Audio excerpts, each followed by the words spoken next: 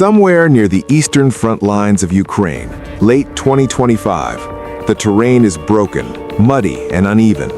Forests, half-destroyed villages, frozen fields, and narrow supply routes define the battle space. This is not the kind of environment where heavy armored vehicles dominate. This is a battlefield where mobility, reaction speed, and all-direction awareness decide who survives the next 5 minutes. And it is exactly here that Russia has quietly introduced a new combat adaptation that NATO planners did not anticipate. In Moscow, on October 11, 2025, Russia's defense industry revealed a modified version of its AM-1 all-terrain vehicle. At first glance, it does not look revolutionary. It does not resemble a tank. It does not carry the visual intimidation of a main battle platform. But warfare in Ukraine has not been about intimidation for a long time. It has been about who adapts faster. And the AM-1's transformation into a 360-degree combat vehicle is a direct response to the reality of modern battlefield chaos. The original AM-1 was never designed as a frontline assault vehicle. It was built for extreme mobility, Arctic patrols, logistical support in terrain where roads do not exist, reconnaissance in environments that destroy conventional wheeled vehicles. Its articulated dual-section chassis allows it to bend, climb, and float across terrain that immobilizes even tracked systems. For years, it was a quiet workhorse of Russia's military and civil emergency services. But Ukraine changed everything. The war exposed a brutal truth. Vehicles that cannot defend themselves from every direction do not last long. FPV drones attack from behind. Infantry ambushes come from tree lines. Anti-armor teams wait in urban corners. Loitering munitions strike vertically. The battlefield is now fully three-dimensional. And the AM-1's new 360-degree remote weapon system is Russia's answer to that reality. This is not simply a rotating gun mounted on a roof. The system is a fully integrated remote weapon station, stabilized for movement, capable of tracking targets while the vehicle is in motion. It allows the crew to remain protected inside the hull while engaging threats from any direction without repositioning the vehicle. In modern combat, that alone is a major survivability upgrade.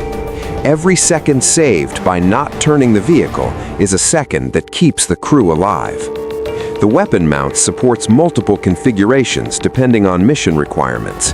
Heavy machine guns for anti-infantry roles, lighter systems for sustained suppression.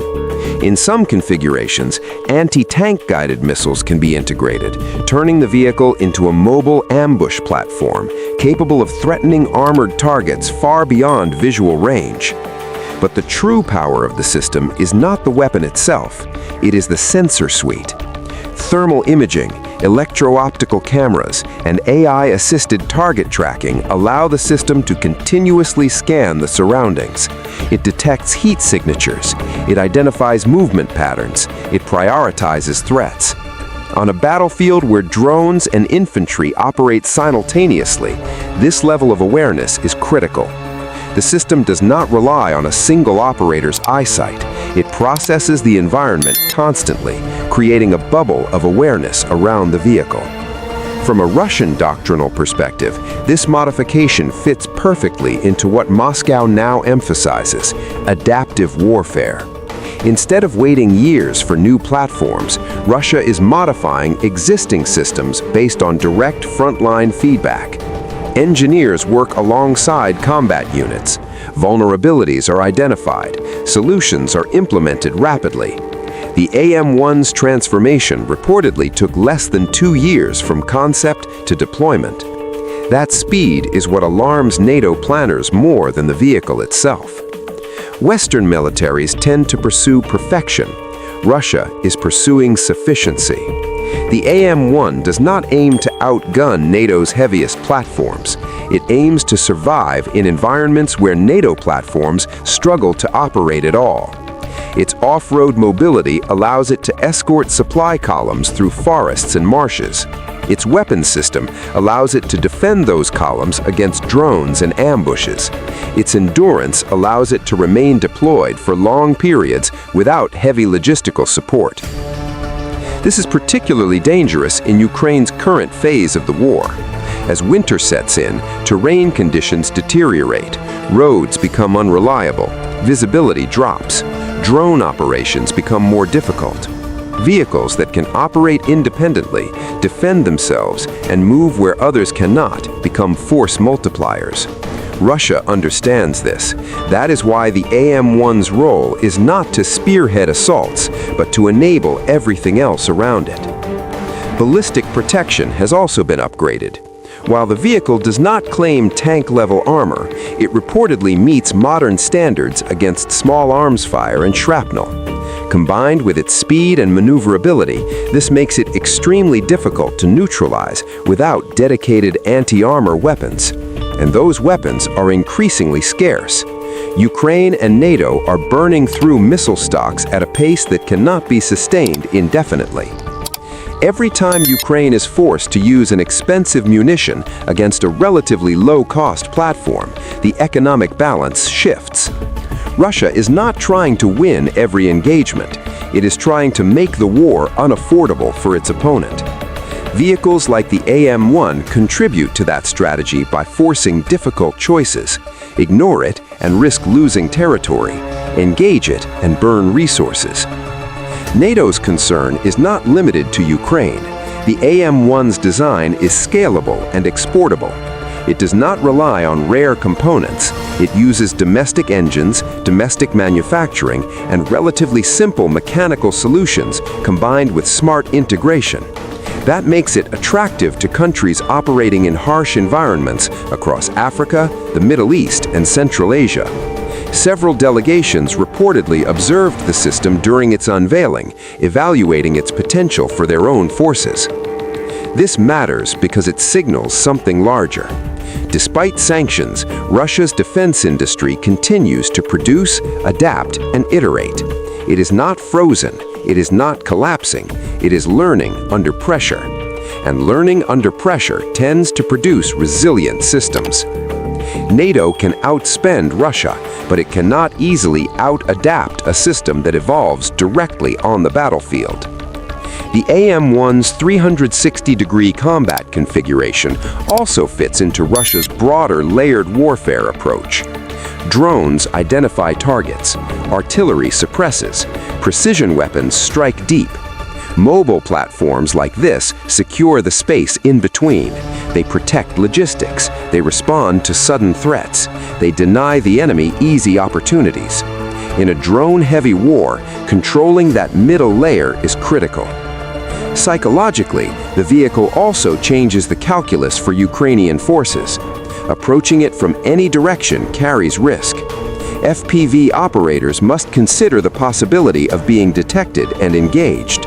Infantry units must account for a platform that can react instantly without exposing crew. That uncertainty slows operations, and slowed operations are opportunities for counteraction.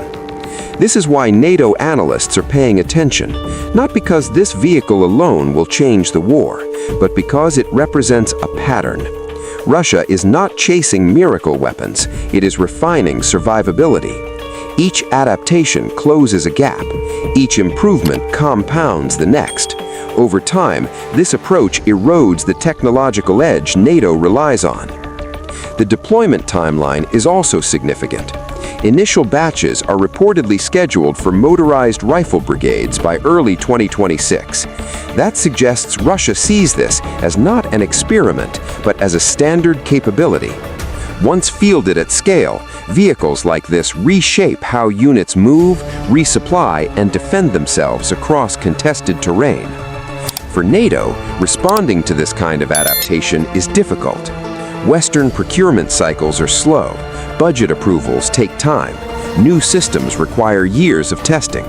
Russia, operating under wartime conditions, does not have that luxury, and paradoxically, that gives it an advantage. The AM-1's transformation is not about dominance, it's about endurance, about staying operational when the battlefield punishes mistakes instantly, about surviving long enough for the larger strategy to take effect. And in a war defined by attrition, endurance matters more than spectacle.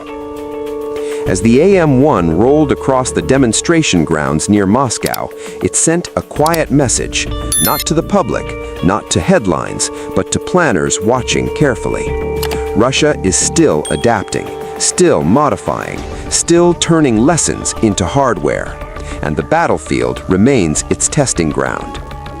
NATO was not expecting this vehicle because it reflects a mindset NATO struggles to replicate quickly.